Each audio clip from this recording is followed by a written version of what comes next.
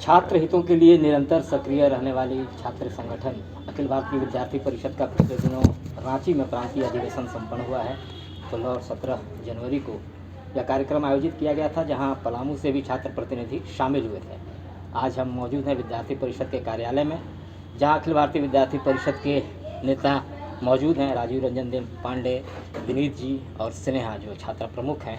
हम इनसे बात करेंगे कि क्या कुछ हुआ वहाँ अधिवेशन में, क्या प्रस्ताव लिए गए। सबसे पहले राजीव रंजन देव जी से जानना चाहेंगे, क्या कुछ हुआ अधिवेशन में। अभी 16-17 जनवरी को रांची के धुरुआ में अखिल भारतीय विद्यार्थी परिषद का प्रांतीय अधिवेशन संपन्न हुआ, जिसमें प्रदेश भर की छात्र, छात्रा और शिक्षकों ने इस सम्मेलन में भाग लिया। इस सम्मेलन में हम लोगों ने 3 प्रस्ताव को लेकर के आए हैं। इसमें एक पहला शिक्षा के ऊपर है, वर्तमान में शैक्षणिक क्या स्थिति है और हमारी सरकार से क्या आगामी योजनाओं को लेकर के मांग है। दूसरा वर्तमान परिदृश्य पे, झारखंड की जो सामाजिक वर्तमान परिदृश्य उस विषय पर, और तीसरा महिलाओं की सुरक्षा के विषय को लेकर के एक प्रस्ताव को रखा गया है।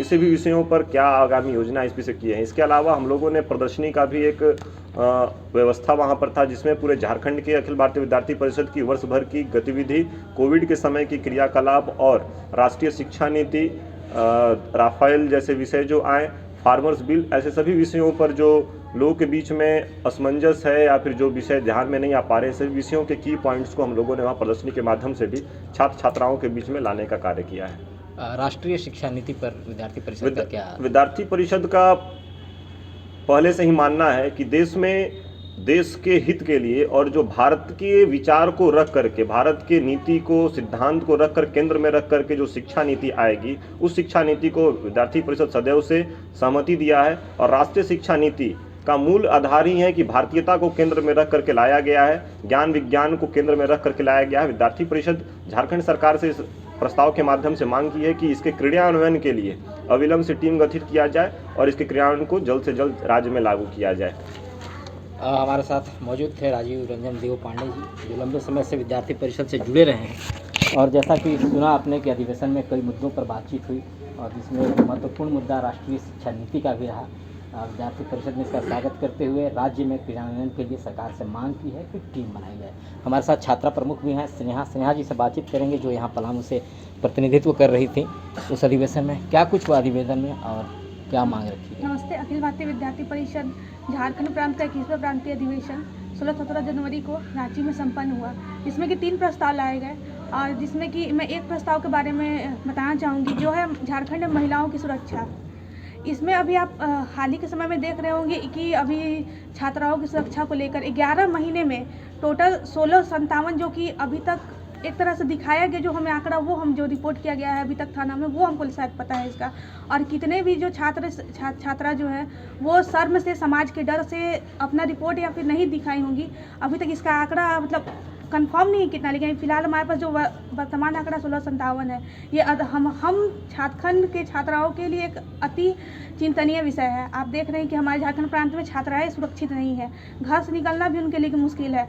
तो मैं झारखंड सरकार से यह मांग करती हूँ कि इस पे उत्तर प्रदेश सरकार जैसे या फिर मध्य प्रदेश सरकार में जो छात्राओं के लिए महिला सुरक्षा के लिए एक कड़े कानून बनाए गए, वो भी झारखंड प्रांत में एक कड़े कानून बनाया जाए। साथ ही अभी जहाँ भी जितने भी झारखंड के शिक्षा संस्थान है, चाहे वो कॉलेज, स्कूल जो भी है, वहाँ पे एक अत्यंत रूप से वहाँ पे छात्राओं की सुरक्षा सुनिश्चित की जाए। साथ ही वहाँ पे मार्शल आर्ट या फिर कराटे ऐसे शिक्षा संस्थान में उन पर एक आवश्यक रूप से तय किया जाए और ये सिखाया जाए। बिल्कुल, यह एक ज़रूरी मुद्दा भी था। हाल के दिनों में जिस तरीके से छात्राओं पे हिंसे बढ़े हैं और बलात्कार की घटना बढ़ी है, इस पर विद्यार्थी परिषद ने संज्ञान लिया और अधिवेशन में सरकार से मांग की गई कि इस पर रोक लगाई जाए और आगे भी सुरक्षा प्रदान की जाए। हमारे साथ विनीत पांडे भी मौजूद हैं, पलामू में विद्यार्थी छात्र आंदोलन के एक प्रखर नेता।